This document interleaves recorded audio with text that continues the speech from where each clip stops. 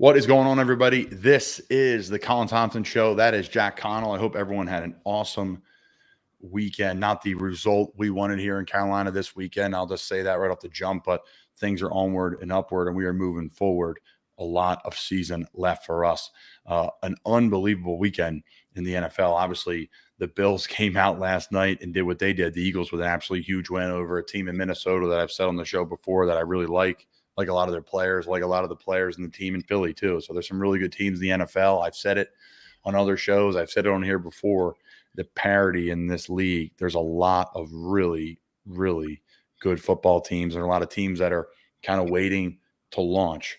And I think we're in that category here in Carolina. Just got to take care of our business, focus on what we need to do, and move forward. Enough about me, Jack. Enough about the NFL. We're going to get into plenty of that today with our host. With our guest, Michael Lombardi, NFL exec, GM, two-time Super Bowl winner, best-selling author, worked along greats like Bill Belicheck, Walsh, the Raiders organization. Just a ton of respect for Mike. And what he does, I work with his son. He's our assistant wide receiver, assistant tight end coach. We get to work together, and I got to know his dad a little bit, and his dad's an Ocean City, New Jersey guy. He's going to kind of get down and speak to our team at Lower Cape May Regional too and send some good words to them. But before we get to Michael Lombardi here in the next 10 minutes, he's going to be jumping on with us here at 2:45 on Tuesday afternoon. I want to ask my man Jack how his weekend was. It was good. I've had some football, another great slate of games this weekend. The Eagles game, obviously Monday Night Football. Oh, that was a good watch. But there were so many great games this weekend between the Ravens, Dolphins. That was just truly a spectacle of two teams that are going to have very deep playoff pushes. Thursday Night Football. I was so impressed by Thursday Night Football. Just the presentation, nobody knew what to expect. It was hilarious. It was just everybody seemed like their 65-year-old uncle trying to figure out how to watch this game. And nobody knew. It was like, oh, you got to go on Prime Videos or a channel. But the presentation, the quality of it, it was so good. I think it was by far the best of any of the NFL broadcasts we have seen this season. And we saw on Twitter too, over that 3-hour period of that game, that was the largest, the most amount of people joined Amazon in the history of Amazon over that 3-hour window to watch those games. So a lot of people complained in the beginning and all of a sudden figured it out, made it work, joined Amazon, right? What Amazon wanted.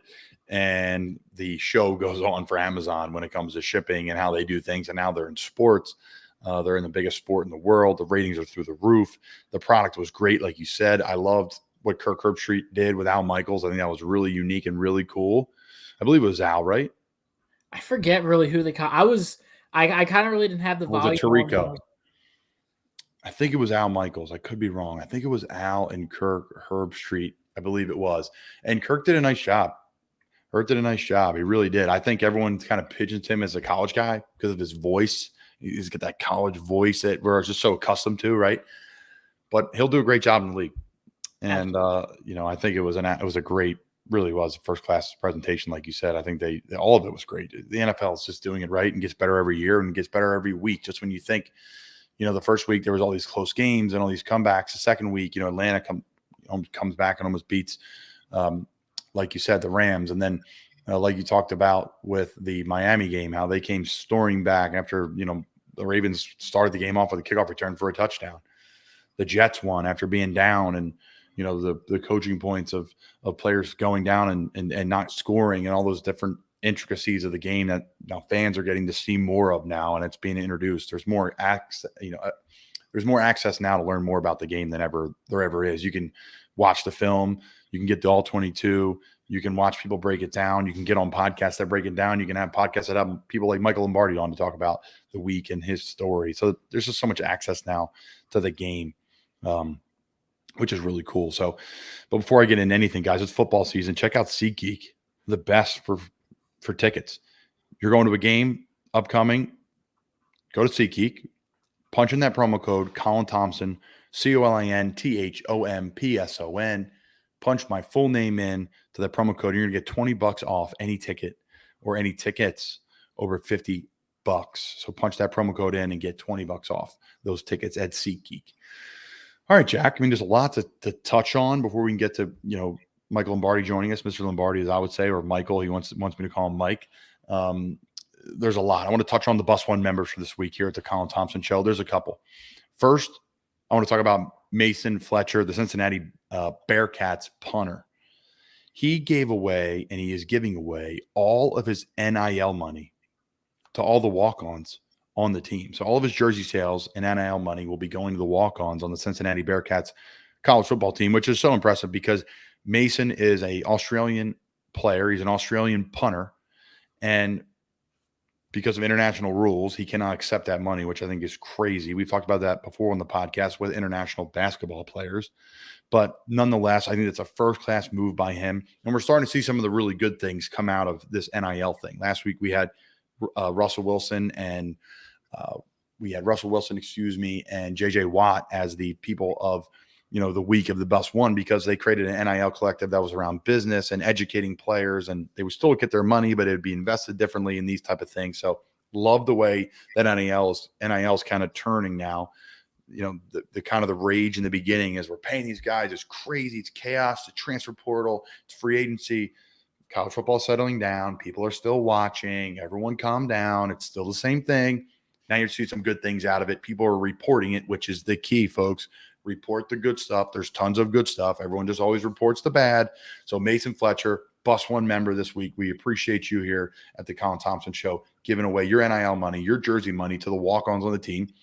For those that don't know what a walk-on is, they pay their way to play football. They do everything. They're held to the same responsibility as football players, but they still have to write a check to the school to go play football. So congrats to Mason for doing the right thing. Thank you for doing the right thing. Bus One member this week.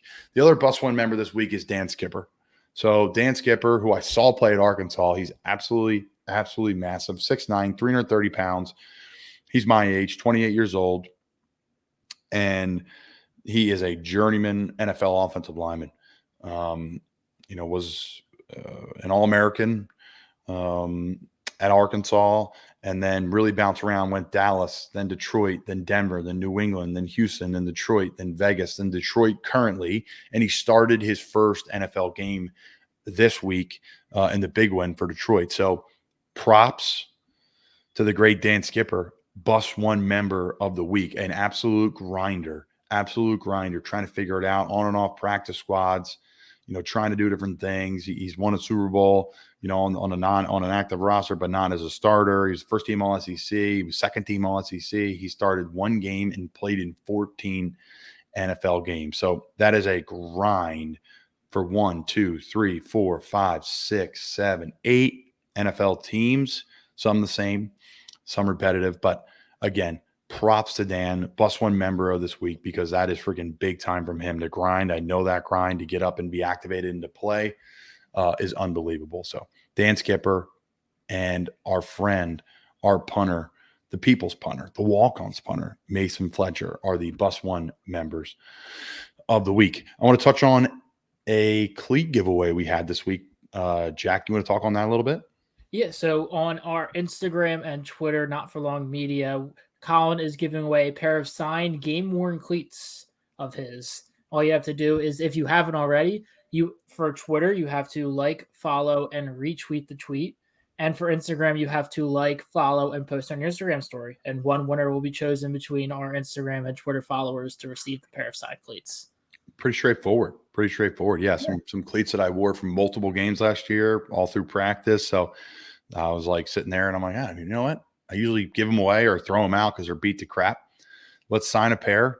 I know a fan will appreciate them, and let's move them on. Appreciate you guys supporting Not For Long Media, the Colin Thompson Show, and everything we got going on. I really appreciate you. I appreciate our team here at the Colin Thompson Show and Not For Long Media for making this possible. Always first class, and I just appreciate all you guys do.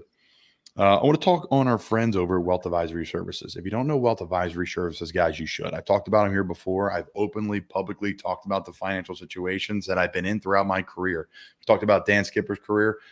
I didn't see any XFL and AAF on there, and marketing person and sideline radio, color commentary, part-time, working for free, Eagles pre- and post-game live on his Wikipedia.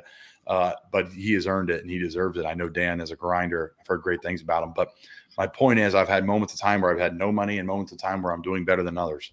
Wealth Advisory Services is stand by me the whole way, and they've helped me through the entire process of planning for the future, of planning for retirement at my 20s, of giving me advice on how I should be helping people with, pass them along to them when they want to talk about retirement, when they're later in their life and they want to talk about those things. So 401k, retirement, they work with businesses, they work with people across the country, which I think is awesome.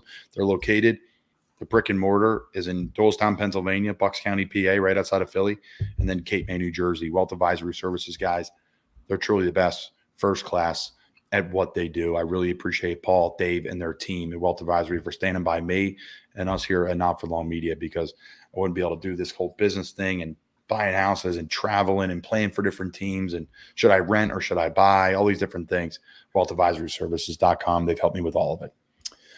All right, Jack, lots of ways to go here. I want to hear your thoughts on this whole Arch Manning thing.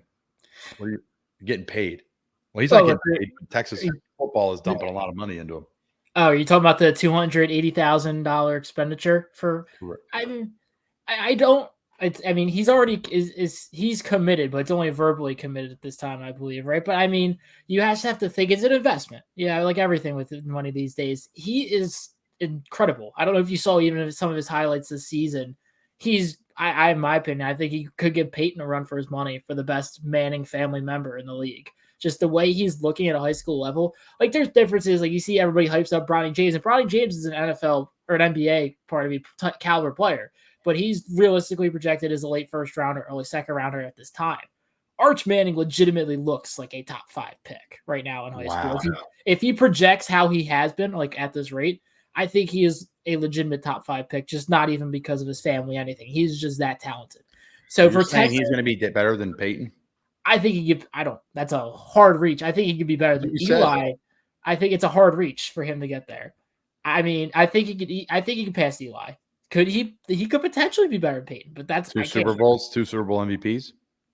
I think he's a lot more physically talented than Eli. Eli was incredibly talented, a great quarterback. I just think Arch he's insane. It's a whole other level. But again, you have to think this is an investment for Texas. This is probably the best player, most popular player Texas football has had since Vince Young come in there. Of course, they're going to shout the big bucks to make sure he feels welcomed and is their centerpiece there.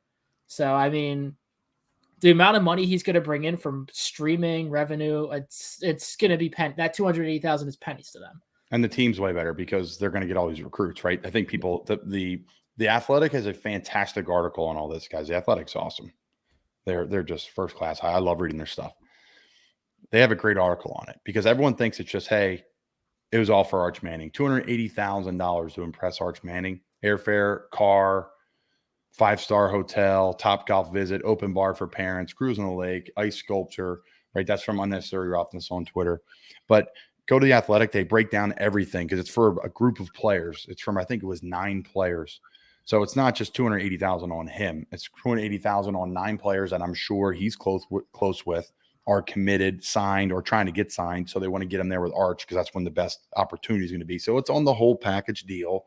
Listen, I'm sure there's players that he's talked to that he wants to come along with them. They want to come play with him. If you're a wide out, a tight end, an offensive lineman, defensive player, you get a player like that, it changes the franchise. I've talked about this before. It changes their whole program. So why not? It's just a drop in the bucket. Texas football is the richest program in the country, I believe. Pretty sure they are.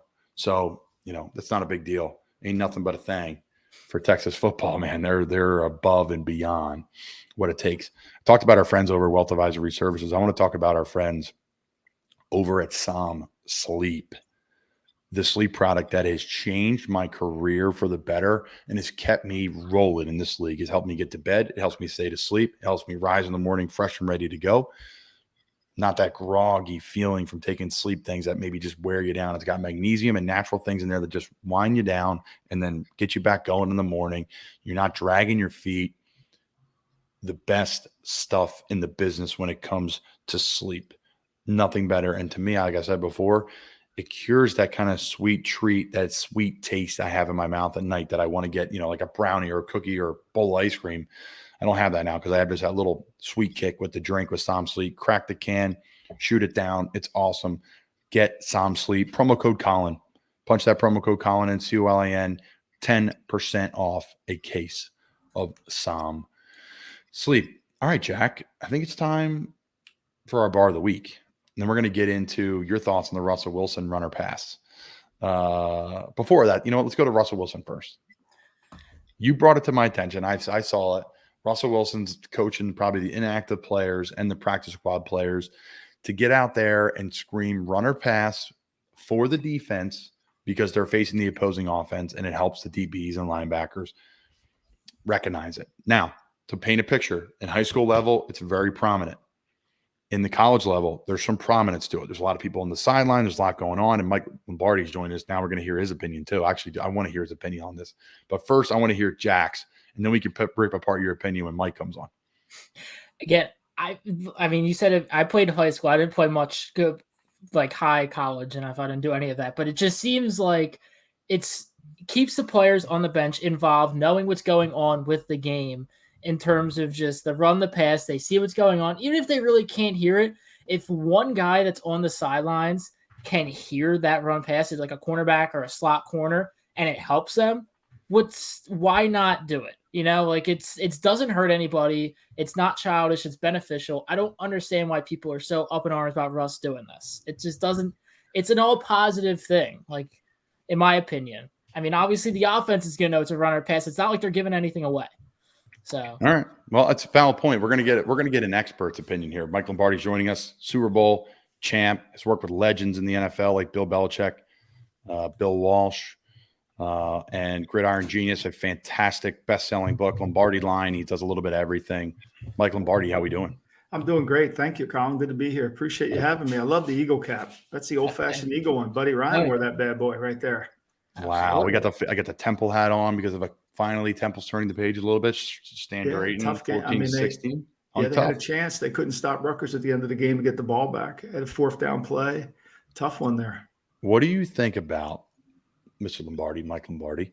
What do you think about, we asked Jack, Russell Wilson. Do you see the video of him talking to the players on the sideline saying, hey, you got to scream runner pass? What are your thoughts on that? A little old school.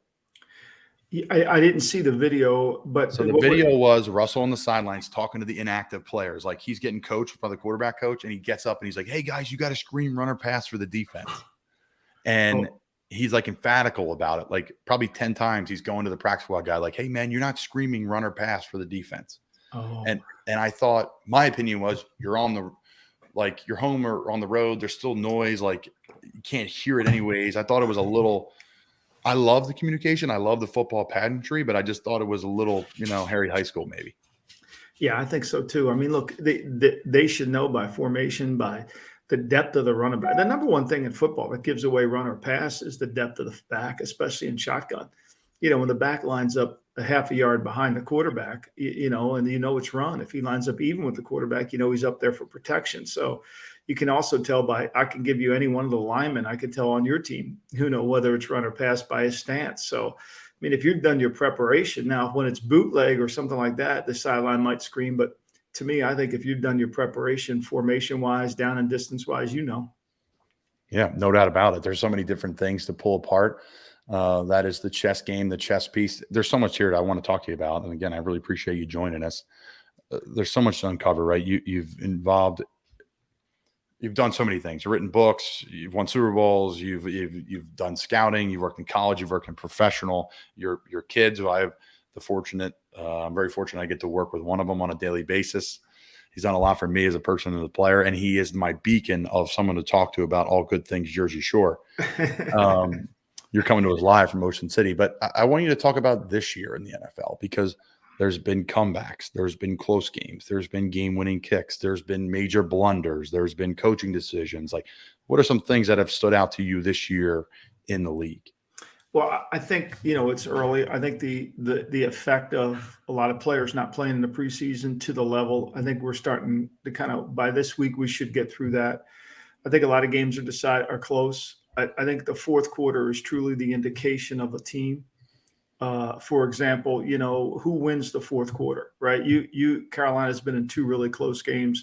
You could easily be 2-0 right now. You're 0-2, and you get a game-winning kick.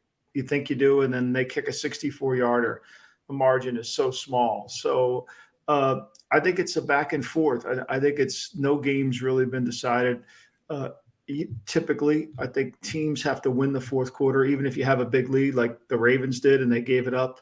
You got to keep scoring and keep getting first downs. I mean, my other son's the coordinator for the Raiders, and they're up 20-0 at halftime, and they don't convert a third down in the second half. Well, that leads to problems. And so, I think the game, the league is so even. There is the elite team, and maybe Buffalo has separated themselves watching them play last night. But I think it's such an even league that, the coaches that understand all three phases of the game, how to implement offense, defense, and the kicking game and combine it all together are the ones that are going to have advantage. And then I think the other issue is we see too many guys that spend more time looking at their call sheet than understanding what's going on in the game. So we really don't have a true head coach. We have guys managing one side of the ball or the other. That's really interesting. When it comes to someone who are some managers in the NFL that are involved in everything off the top of your head? Well, that's probably for me, Colin. That's been the hardest thing is, I live in the Belichickian world, the Walsh world, where they have always done that. It's hard for me when the head coach is calling plays and doesn't really understand what's going on. And then you layer in analytics into it. And then, to me, football is a game of three dimensions, right? So the first quarter is all about assessment. So you're playing the Giants, they're playing you. You're Matt Rule on the sideline. You're assessing basically what did we practice and what are they doing? Offense, defense, and the kicking game. The second and the third quarter are all about the adjustments we need to make along the way. How do we fix this? And then the fourth quarter is a standalone game. Like the fourth quarter separates itself. And you've got to make decisions in the fourth quarter that affect you as you move forward. Take John Harbaugh, for example. He goes for it on fourth down in the first quarter or the second quarter. He fumbles the snap, doesn't get it, cost him 3 points. Would that have made a difference? I don't know. But, when you turn down points in the first quarter, Belichick had a similar situation the opening drive against Pittsburgh. Got down there to a 4th and 1. It wasn't inside the 5, but he kicked it because he sees the game first quarter assessment, second and third adjustment, fourth quarter standalone. And I think we've kind of gotten away from that. I think we have these guys, let's just go for it on fourth down, and then nobody ever talks about it. I mean, so the Ravens go for it on fourth down. They say, well, we'll get the ball back at midfield anyway. Well, 2 plays later, they hit a middle read against cover 2 and waddles down the field for 70. A lot of interesting topics to break down there. And the thing about our show is like we just keep it open and there's so many things to go on. And because of where I'm at in the league, it's a unique thing where I'm not here like picking teams apart. And I don't like to I give my opinions, but I never talk bad about anybody because A, they could be my employer one day, and B, no, you shouldn't. I know how tough this league is. You shouldn't. I'm not talking bad about anybody. I haven't specifically cited anything. I mean, I think to me, there's a huge gap, Colin, and there's a gap between what we're educating the fans on and what's really happening on the field. Correct. And I think there's a huge gap there. And I know that, when I watch most NFL games with no sound, because I really don't need the sound. And most of the time the sound's wrong. I've never been a part of watching games before I did this where they never really understood one thing about the coverage. Like they can't even tell zone from man. That's how bad it is, And so for me, I really feel like I have a responsibility to people that listen to me to try to help educate them on what the game really is. When I wrote Gridiron Genius, I don't think anybody ever talked about the middle 8. Nobody talked about the last 4 minutes of the first half and the first 4 minutes of the second half, which is the most critical component of a game. And yet now I hear them talk about it on TV and nobody ever says, well, I read that in Gridiron Genius. They better start sourcing you. They would think they would, but they never do. It's all, well, we knew that. It's like, it's always, football coaches are unique. They always say they know it, whereas I have more basketball coaches come talk to me than anybody. It's amazing. Really? Why do you think that is? Because basketball coaches are more willing to say they don't know. Football coaches are never going to admit that that's not something they do. Like I've had somebody say, well, all that stuff in your book, we all do that. Well, okay, you might all do that, but have you won 6 Super Bowls? And I don't really want to hear this nonsense that, because they won 6. Tom would be the first to tell you, that it took a group effort to win. As you know, as a football team, as a sport. I mean, the first Super Bowl they win, the defense has to stop Marshall Faulk. I don't think Tom played defense in that game. The last Super Bowl they won, the score was 13-3, and Edelman was the most valuable player in the game. I don't think Tom played defense in that game either.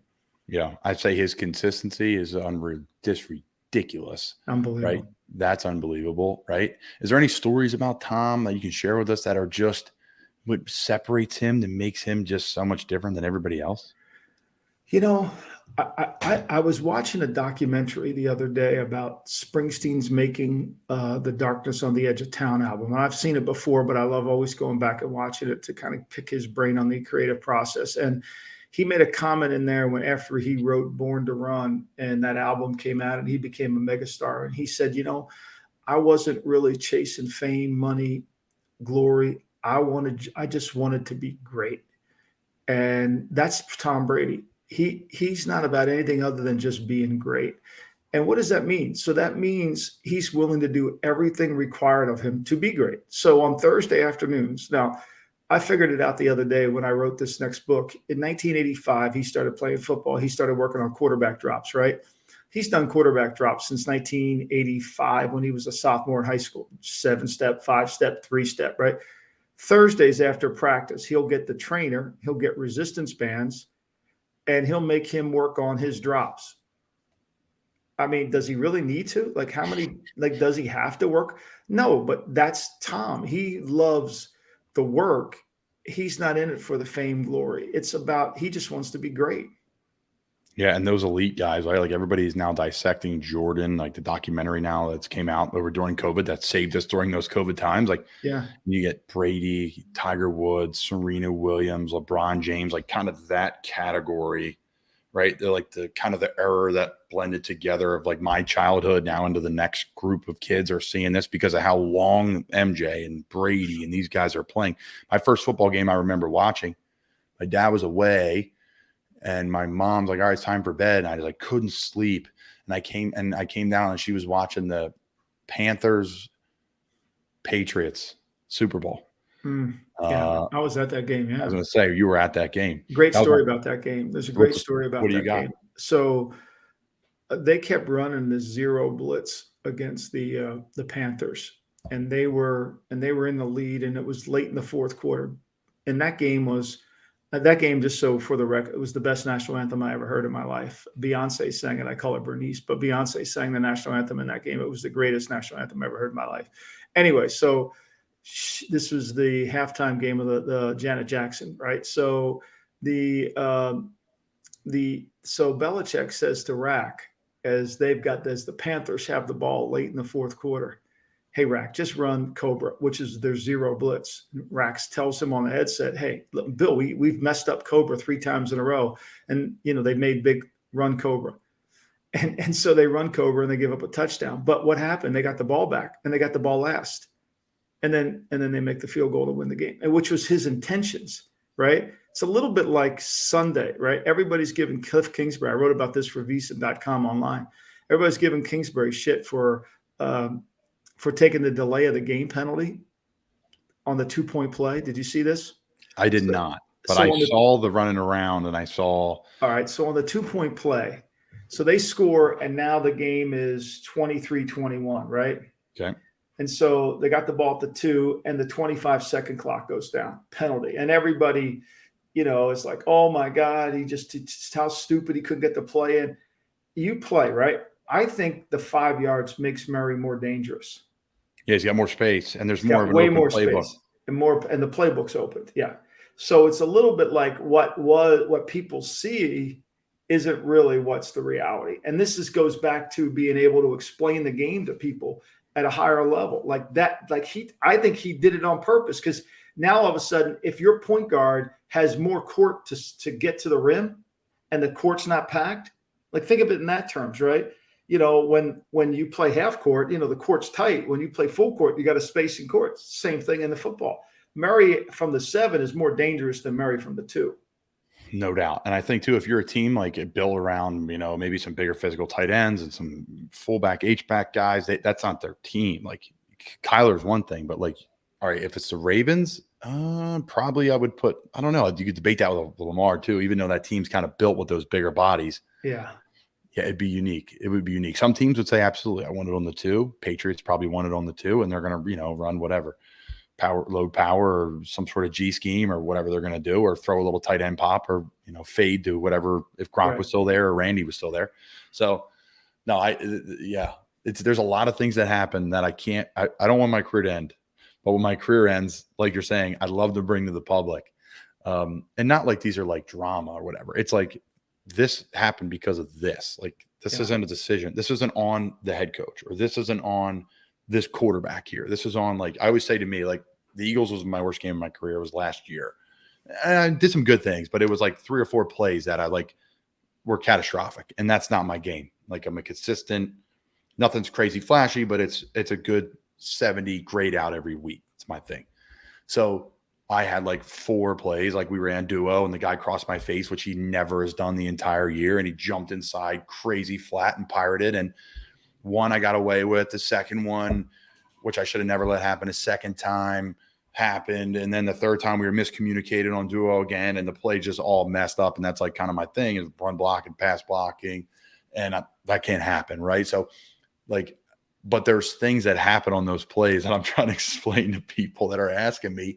And, not that I need to defend myself any more than I have to, because I don't really care. Like, I need to produce in the building. That's where I really care about. But I enjoy the side of football, and I'm sure you do, bring into light, because you have value in that, right? Bring into light the things that aren't happening, the game with inside the game, the middle eight, the decisions that are made, maybe to have someone jump off sides on purpose. We've seen Coach Belichick do it on punt, right? You've seen a lot of different things. So, that's the game within the game that I enjoy. It's like there's a great quote by Marcus Aurelius. He says, "The secret to all victory lies in the organization of the non-obvious." And if you can explain the non-obvious, like what fans don't understand is penalties in the kicking game is the non-obvious, right? So to the average fan, you punt the ball from your own 20 and the opponent gets the ball at their 30, right? So, okay, not bad, but there's a penalty now the ball's at the 15, right? That 15-yard penalty doesn't show up in the stat. It shows up as a 10-yard penalty. Or you return the ball on a punt. Say you get the ball and you return it, and you have a 40-yard return, but they call a holding call, and now the ball's 10 yards from where you returned it. That's a 60-yard. That's a 55-yard penalty.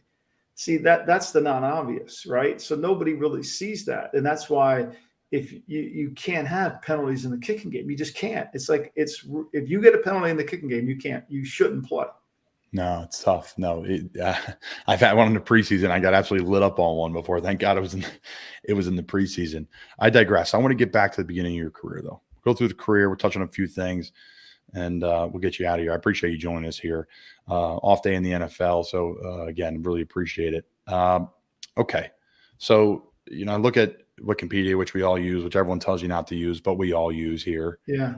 And played at Hofstra, career ends at Hofstra. Where are you at? I'm a coach. I'm going to coach. I want to be a scout. What direction goes from there? So when I was at Hofstra, I was committed to, I wanted to be in football all my life. And so since the time I saw this guy in an overcoat and a top hat, and had the same last name as me, I was going to be in football. Like, seriously, I thought I was related to him. I thought it was a destiny thing, and so, and then you combine that with, Springsteen screaming Born to Run. And so those two worlds collided and I was going to run. Right. And so when I went to college, I knew I was never going to be an athlete to play at another level. So I needed to study the game. So when I was a sophomore, I had this little Toyota Tercel that was good on gas miles, and I could go to all these coaching clinics throughout the country in the Northeast, and when football was over, I would, on Saturdays, Friday nights, I would drive to New Haven and get a flea bag hotel and go to the clinic Friday night, Saturday, and come back Saturday night, and learn football, just really try to study football. And it was through all that networking. Of course, there's no internet now, right? It was all through that networking that I was able to, I met a bunch of coaches, but I met 2 guys. One was the head coach at Illinois State, who offered me a GA job. And then another guy offered me a free job at UNLV named Harvey Hyde, who actually became like my second father. And so I went to him, and I went and started working at UNLV. And then from at UNLV, when I started working, thinking I wanted to be a coach, I ended up becoming I ended up really liking the recruiting part of it, studying teams, how to build teams, because that was always something I wanted to do. And that led me into personnel. And then I got a job being Bill Walsh's gopher 3 years later. So I went from Hofstra, 3 years at UNLV, and the next thing you know, I'm driving Bill Walsh's Porsche around as a gopher, and have no clue what I'm doing, just driving them and ask them questions. Remember, no satellite phones, no car phones, no satellite radio, nothing, So when he needed to go to the airport, I had to drive him to the airport, but I could literally park in front of SFO. There was none of this that we have today, right? Just get out of the car and go. I mean, it's kind of how DB Cooper was able to get on the plane with a bomb in it, So, I just get on. And so that's how I kind of got my education. And on that coaching staff were some incredible coaches who were very kind to me. And, my career started there. I mean, I picked Steve Walsh. I picked up Steve Young at the airport. I mean, the great Joe Montana. You talk about competitors. Joe Montana's on the team. And I got to watch Joe. I mean, I've been able to watch Joe Montana and Tom Brady compete at the highest level, up close and personal. I mean, it don't get much better than that. No, it does not. You talked about Bill Walsh, talking about legendary people. What were some moments around him where you're like, this guy's just different? Because I've been fortunate enough to be around a lot of different coaches, college, pro. I always say about Coach Rule, this guy's just different. To me, he's very unique. He's very well thought out. People ask me about Coach Rule all the time. He's involved, and his hand is in everything. Yeah. He has knowledge of every sector. He wants to truly, truly be great. And I think everybody says that, but it matches coach. But what made Bill Walsh, or some of the moments that made Bill Walsh great? And he would tell me in the car that don't be a gym teacher. What he didn't want me to be was somebody who just, kind of instructed the players, but never taught the players. And he grew up in the Bengal organization with Paul Brown, and he did a lot of they did a lot of scouting themselves. The coaches scouted there, and he would always tell me that he felt like that the scouting system in the National Football League then was a bunch of bad coaches, ex-bad coaches now telling good coaches what to do. And he hated that. He thought that was really kind of a backward-ended loaded system. So he said, look, you got to study in these car rides. You study the game as a coach, study plays and players. Because if you can't scout inside out, you'll never be any good. So if you can't figure out what we need, how the hell can you figure out what's out there to help us? And that was the best advice I ever got in my life. And so, and that allowed me to be able to see players and plays, and to be able to understand what fits each scheme and how the schemes incorporate the player's skill set, so that you're just not scouting like you would, oh, I think he's good, I think he's bad. Like, no, tell me how the player fits. Like I like to this day, it drives me crazy. And this is a Walshism. This isn't from me. When people say, well, that guy's a first rounder, and Walsh would say all the time, what does that mean? Like, I have no idea. What does that mean? Like, what will he do for our team? Like, what could he do for our team? Is he going to come in and start from day one? Would he be a top 5 player at his position? What is he? You don't come out of your mother and scream, I'm a first rounder, I'm a third rounder, right? It's like, who are you? So that education. So I learned the coaching side to the player personnel side, which at times in my career, it affected me because the coaches who didn't want any interference took it as you were trying to step on their toes, and that affected you. And the guys like Belichick, who wanted it and embraced it, were great. I think if you said to me, what's Matt Rule's greatest strength? Matt Rule's greatest strength is he is curious. He wants to constantly get better. And those are the kind of guys that'll always succeed. Will they have bumps in the road? Sure they will. But they'll always find a way to succeed. It's a great point. That's a great way to talk about Coach Rule. I'll say that. And you've spent time with him, obviously, and son's worked for him now multiple places. That's a really, really great way to explain Coach Rule. All right, so you go Bill Walsh, you stop in Philly. That'll be cool for the family, right? Because you're back, the dogs are barking. Who's at the door? Pizza? Oh, this happens every day here, and my son will appreciate it. So this is the poor mailman. He shows up every day around 3:00, right? And and he's the nicest guy in the world, and they'll just want to go lick him. But if you think they're trying to break and enter, I mean, the poor guy, he gets yelled at every single day at 3:30. And Now, are you an original Fudge Kitchen guy? It's funny. I see it on the bottom of the script here. And yeah, there's a Fudge Kitchen here on the boardwalk in Ocean City. And I've got a very dear friend, Dr. Scanlon, who sends me care packages from Fudge Kitchen all the time. In fact, I've got fudge in the refrigerator and I got chocolate in the refrigerator from Fudge Kitchen. You can't beat it. FudgeKitchens.com. Yeah, it's the best. Shipping fudge and sweet treats across the country. That's great. I love it. No, it's best. It's good. It is good stuff. All right, so let's play from some greats. There's so much to touch on again, and I don't want to take too much of your time because there's just, and we'll have you back on again. But I want to talk about the big figures, and there's a couple things. I want to go back to the team building aspect, which I think is really interesting. We're going to get to Al Davis. We got to get to Bill Belichick, but where does culture fit in? Like, yes, how are they going to help the team? But where does like the culture of the building, the vibe of the building, when I'm scouting a player, I know a player, sure, the tape says one thing. But I think for me, culture and the quality of the human being you're recruiting it should be put, in my opinion, the best players are the best guys that work the hardest.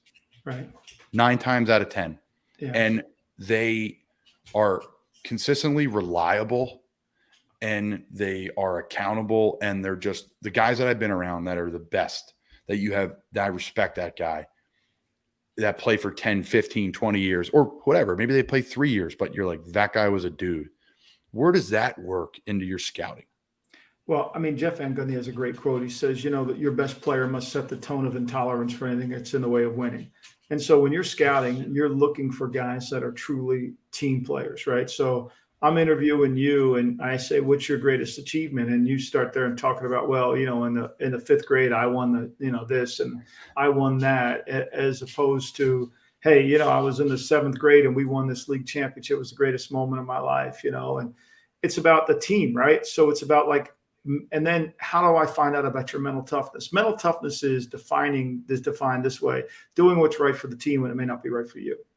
Like, are you willing to sacrifice for the good of the team? Are you willing to put all the things in order? I write for the Daily Coach, which is something I started with George Raveling. And tomorrow or Thursday, I'm going to talk about this rugby player who basically, he was playing rugby. It's a classic game over in Ireland, and he's from New Zealand, and and he got so much publicity because he got cut in his scrotum and one of his testicles kind of fell out, and during the game, and they had to put it back together again and sew him up, and he kept playing.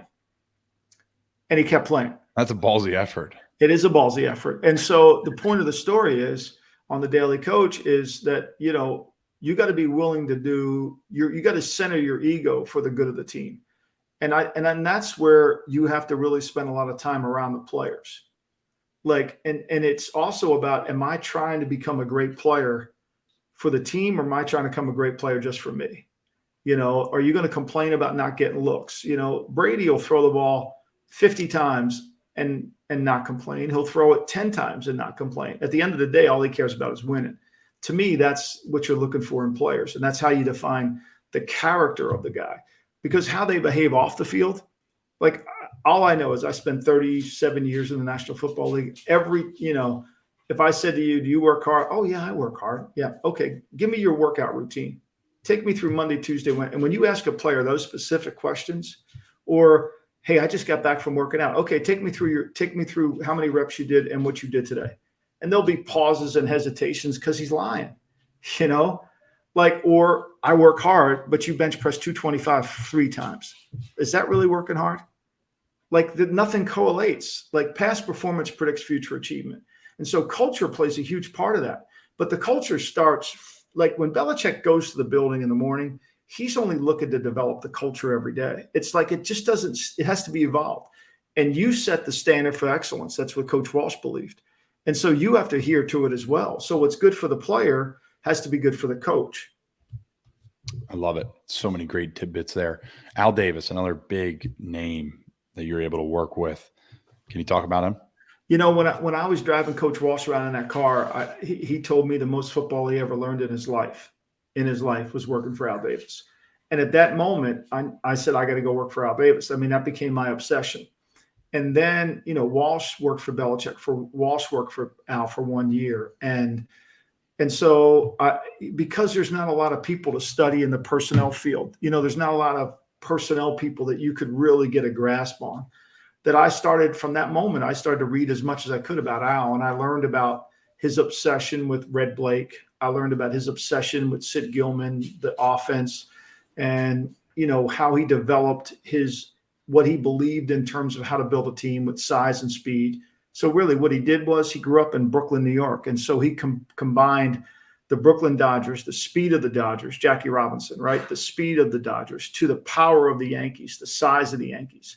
And that's how he became size and speed. And all the things that he watched as a youth. Like, for example, if you went to go work for the Raiders today, there's no female in the building in the football side. That's not derogatory towards them. It's just this is from when Al was there. I don't know what it's like today. But he did not, because George Weiss, the general manager of the Yankees, never wanted female traveling secretaries. He didn't want players to be tempted. So everything we did was modeled after George Weiss and how he set up the New York Yankees. So I learned that other sports play a part into how you build teams. And so Al was size, speed, which then translated into a grading system, which is what Belichick and I did. If you read the Forward to Gridiron Genius, it's really about how Bill and I developed the grading system based on some parts of Al Davis, some parts of the New York Football Giants and the Cowboys and all that. And so that grading system allowed team building to occur. And so that's what I learned from him. I learned a lot of that. And I learned about game management too. I think Al taught more people the art of managing the game than anybody, including Parcells. And again, some more awesome tidbits there. There's so much to take in. Okay, Bill Belichick. I had my first time being around Coach Belichick during our joint practice with them this year. I was bummed because I was not practicing. My first time really being nicked up in my 6th year, in and out of the NFL career, I should say. And I was really looking forward to joint practice against New England. They're, to me, the beacon of fundamentals. They carry the flag in that when it comes to fundamental football, the way they practice, the individual drills, the way they turn the ball over, the way they play in a system, the way they do their job. It stands out. The physicality, the dominant contact. Like, you play New England, you have to be ready to roar. The outside fans and everybody sees Coach Belichick. Well, coach, what does that mean? Well, what it means is when you play him, your hand placement's got to be great on his players. Right. The way you go about your business, your eye contact when you're motioning over and they think you're running outside zone this way, but you're really cutting across the formation and running split zone. Like, you have to be dialed in on your things. You have to be sharp because the guys are prepared. That's my assessment as a player, and they're physical and they fit in the system. What were your thoughts? What would you picked up from Coach Belichick? What did you work on him with? Because I know you guys were tied at the hip on a lot of things. He taught me plays, and hopefully I taught him about players and the combination of the two. But, his ability to handle the details is just flat out remarkable. There's no detail that gets uncovered. He does everything, and so he has this capacity to work. He has what I call competitive stamina. He can work amazingly hard every single day and always get something done. I learned a lot from him. I learned tremendous. He and Coach Walsh are a lot alike in the sense that they're both really deep thinkers of the game. And one was offense, one was defense, but they understood the complete game, and they understood how to build their team around what they wanted and how they wanted to coach their team and what players fit perfectly within their team. And both were built on a culture. It's called the Patriot Way in New England. In San Francisco, it's called the Standard of Excellence. It's the same thing, right? And their discipline to that and their commitment to that is the same. So, look, I've learned through my career, Colin, that I'm probably only a good personnel guy working for Belichick because we see the game the same way, that if I worked for somebody different, it really wouldn't be the same. It would be too hard for me. It's like I need to serve this kind of ice cream. Like, I'm not a 31 flavors guy. Like, I got to, I see the game through his eyes, which you should, so And that's kind of how I saw it and with my career. So it's been great. I mean, I still learn a lot from him. When you watch him coach and how he thinks, like I'll give you the perfect example. I wrote about it in Gridiron. Pete Carroll catches so much shit for running Marshawn Lynch on the 1 yard line, all the players and all that crap. And so, Annie Duke, was a professional poker player, a world-class professional poker player. She's now a writer and she's done a lot of stuff. She wrote a book called Thinking in Bets, where she applies poker processing and decision-making to that. And so she said, based on analysis, that Pete was completely right for being in running the ball, for trying to throw the ball and not running it, because we were in a 5-man line. We had a short yardage defense with a nickel back behind it. So he was trying to do what was the right thing to do. And so, it's just Bill's ability to think ahead 3 and 4 steps is really what separates him. Yeah, it was fun. I was hurt, so I was like in the pit to the side, and I was able to like watch their individual drills and watch stuff. Like I'm doing pull-ups, and I'm like looking up to see what the O-linemen are doing pre-practice, and the hand placement and the focus. Yeah, was something I'd never seen before. It's so tremendous. As we finish up, you touched on your book. Many a times I've ordered it, Amazoned it. It's ready to roar. Just like everyone signed up for Amazon this past week at Thursday Night Football. They broke records on how many people joined it. I actually ordered a book from Amazon, which is exciting for me. They step in the right direction for my literature and my reading. But Gridiron Genius, a masterclass in winning championships and building dynasties in the NFL. You published it in September of 2018. Tell me about that experience, some things you ran into that was our hurdle, some fun parts along the way. Well, I mean, the book was really, I hate the title, really, I'll be honest with you. I wanted the title to be called The Bills of Rights. That's really what I wanted, because I realized I was smart enough to realize I worked for 2 of the greatest coaches of all time, both named Bill. And I learned everything in that book comes nothing from me. It's all from them. And so I wanted it to be 10 chapters with each Bill. And so the publisher didn't like that idea, but essentially that's what the book is. The book is a football book, right? But it's a culture book. It's really about culture. It's all about culture, how to build a team. And it was a book that I knew that from my life working with those 2 great coaches that I could put it on paper. And I've always loved writing, and I've always loved writers, and I wanted to do that. And it was probably the most rewarding thing of all, not financially in the sense that, books are not a money-making enterprise today in the world as they were 20 years, 30 years ago. But to me, it gave me personal freedom. It really allowed me to have personal freedom in my life to put on the pages that I would experience as a kid growing up in Ocean City, New Jersey. If you would have told me I was going to watch Joe Montana and watch Tom Brady and work for Belichick and win 3 Super Bowls, I'm signing on the dotted line tomorrow. So it was kind of a great exercise through the years, and hopefully it'll benefit other people to learn from. As I quote Springsteen again, he wrote a great song called he wrote a song about how he doesn't want the mistakes of his life to be passed down to his children's life. And so that kind of was a way for me to fulfill that, to fulfill that kind of thought that's always resonated in my mind. Like, I don't want Matthew or Mick to make the mistakes that I make. If they make mistakes, I want them to be their own. Who's the better golfer? Who's the better golfer? It's not even close. I mean, Matthew's an elite golfer. He is a good golfer. He's an elite. I mean, but Matthew has the patience. I don't know. He didn't get this from my side. And his mother would argue, but she's not the most patient person either. He got it from his grandfather, because he has that deliberate ability to and that's why I think he'll be a really good play caller one day if he ever gets a chance, because Matthew's always the next shot. And if you're a play caller, it's got to be the next play, right? Yeah, every time. Yeah, every time. Who's the better athlete? They both have really good eye-hand coordination. Matthew was I would say Matthew's the better all-around athlete. Oh, damn. I wanted some material to go into work with tomorrow to give him shit about. Matthew cannot run though. I mean, Matthew would need a pinch runner. Like, Matthew could hit the ball like nobody, but as soon as he hit the ball, he would need a pinch runner. There we go. I got some juice to There you work go. with. Yeah.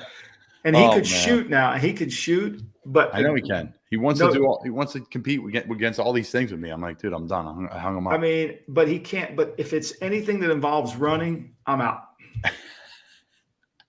That's good parenting right there. That's good parenting. Mike Lombardi, Super Bowl champ. Check out his podcast. Check out his everything. You got a newsletter. You're just absolutely killing it. Someone I look up to in the business. It's absolutely a pleasure for me to have you on my show. Thanks for joining us today, man. Thanks, Colin. Anytime. Have me back. I'm looking forward to going to see the guys at Cape May too, by the way. Oh, appreciate you speaking to our team. Thank you. You bet. All right, we get Jack back in here. The great Mike Lombardi was, just a pleasure to have on, and we can't thank him enough. The original Fudge Kitchen, Jack. He's got it in the fridge. See, that's what happens. These Jersey Shore people, they know, Jack. 2 locations in Ocean City, a bunch of locations all the way down the Jersey Shore. FudgeKitchens.com. You don't have to be from the Jersey Shore to get it there, though, Jack. They ship it across the country. I've literally been there. They make it. It sits. They wrap it in that wax that makes it last forever. They say 2 weeks. I think it lasts a month. And boom, goes across the country, like literally USPS, ship it. Love it. They do a great job. It was great to have his dog go nuts during the postman show up. Postman, post lady. I think it was a gentleman, he said, show up and just freak out. I know everyone in the dog lovers at home love that. So, Jack, what were your thoughts on the great Mike Lombardi? Some good stuff in there. That was incredible. I mean, it was truly somebody who's been around both Belichick and Walsh. That's unique. That has to be the only one who has spent extensive time with both of them and be able to learn from them. Truly genius, really. I was really enthralled by that one. He said that Coach Rule is extremely curious. Coach Lombardi is extremely curious, right? Like, the way he said things, like the way he asked questions, the way he said, I need to be to this place and that place. And, the commitment level to be in that league, to be in this league, especially the coaching and scouting position for decades. You have to love this. Your family has to be all in on this. This is a grind that you think and then you're in it and you're like, whoa, this is a lot. But, again, I'm seeing this from the outside. I'm talking from an outsider's perspective, but to be in it, it's just another day at work. We're blessed to be, working in for the greatest, really, sports league in the world. And, to have people like that join our show is awesome. So, again, appreciate Mike Lombardi joining us. A few things here before we wrap up. I want to talk about our friends over at Actions Over Words. Jack had the hat on last week. Cape May, New Jersey, local business, Actions Over Words. We appreciate you guys. Check them out. They donate a part of the money that comes in for their business to charity. Check them out, actionsoverwordsapparel.com. Local business, support local business like we do here at the Colin Thompson Show. Jack, I got to get to the bar of the week. Listen, there's been a lot, and these bars are starting to come back to me now from my travels over the years, Jack. We had Kelly's last week, which was one of my favorite places growing up. Going to eat a Reuben while my dad was having a couple beers. Now I get to have a couple beers with him and eat a Reuben. So talked about Kelly's. But the bar of the week this week is the Lodge Tavern in Chicago. This place is tremendous. Your neighborhood pub. It's right down the street from Old Town Chicago, just a little north, a river north. Absolutely love it. Spent a ton of time here when I was with the Bears. It's super cool. It's the old wooden bar on the outside where you come in. It's the wooden floors with the wooden bar, like the wood ceiling. Like literally, it's just like old kind of rustic feel. The one bartender behind the small bar and the place is packed. That type of vibe. It's just special. It's got that kind of Chicago allure to it, with the Hawks and the Cubs and the White Sox and the Bears and the Bulls, and just that's such a great, fun sports city, great city in general. But the Lodge Tavern is the bar of the week this week on the Colin Thompson Show. Absolutely loved my time going there. This is the place where you come in, and this touches on the food and ambiance. They don't serve food, I'm pretty sure, but I know they serve peanuts. And what they do with the peanuts is the peanuts wax the floor. So you eat the peanuts, you throw your peanuts on the ground, and they're able to really just sweep them up at the end of the day, and it automatically greases the floor from the peanut shells. So that's why you see bars have peanut shells on the ground. They encourage them to throw them on the ground. This is a cool thing. So food and ambiance, 5 out of 5. Love that. If you're a bar that has peanuts like that and you can throw them on the ground and kind of enjoy that bar environment, 5 out of 5 on the food and ambience. TV's 3 out of 5. It's not a place you're going to watch the games. Again, it's a small place, solid TVs. They have a couple if you want to watch the game there, but it's really just about camaraderie, small town, neighborhood bar in a really big city. Beer, cold beer, 4 out of 5. Service, 5 out of 5. Never had a problem there grabbing a beer or refilling on the peanuts. Love the place. So food and ambience, 5 out of 5. TV, 3 out of 5. Beer, 4 out of 5. Service, 5 out of 5. We're going to go with the 17 out of 20. So another solid score, Jack. All these bars are starting to flood back into my mind here. The Lodge Tavern's one of them. Check out the Lodge Tavern, guys. An awesome place in Chicago. Like I said, just north of River North, just south of Old Town. A great spot to grab a beer and have a good time. All right, Jack, let's make sure we got everything today. Obviously, Michael Lombardi joined us today. We hit the bar of the week. Really appreciative of our sponsors, Actions Over Words, Wealth Advisory Services, the Original Fudge Kitchen, GEEK, promo code Colin Thompson, and then Som Sleep, promo code Colin for 10% off. Thursday Night Football, what a hit that was. Like you said, Monday Night Football, what a freaking rout. The Bills are looking impressive. I still think that Titans team has got some really good players on it, and they're a good football team, and I think they'll bounce back. That's a tough place to play on the road. There's a lot of good teams in the NFL. It's a long season, folks. It is a long, long, long season. So I promise things will change for every team. So stay the course with your team. If they're not doing that great, or if they're doing that great, just know that there's a lot of really good teams in this league, and any given Sunday, now more than ever. Talked about our cleat giveaway. We talked about Arch Manning. We talked about Bus One, Mason Fletcher, and Dan Skipper. And got to talk a little bit about Jack. Jack, what are you looking forward to this week, man? It's already Tuesday. Thursday Night Football's coming up. Who do the Eagles have this week? Eagles, it's the return of Carson Wentz this week, I believe. They are playing the Commanders. I believe it's at home. I believe that this week is at home. So that will be a surely electric match to watch. I mean, Washington has looked despite. I think I don't remember if they're 0-2 or 1-1, but they still have looked very good despite their record. So it'll sure be an interesting matchup for Philly. Ron Rivera, phenomenal coach. So always will be a challenging matchup with a divisional rival. Wow. We'll see how it shakes out. Jack's excited. We had the Saints this week at home, so divisional football is starting for us. We are excited for that matchup in Carolina. So I appreciate everybody tuning in.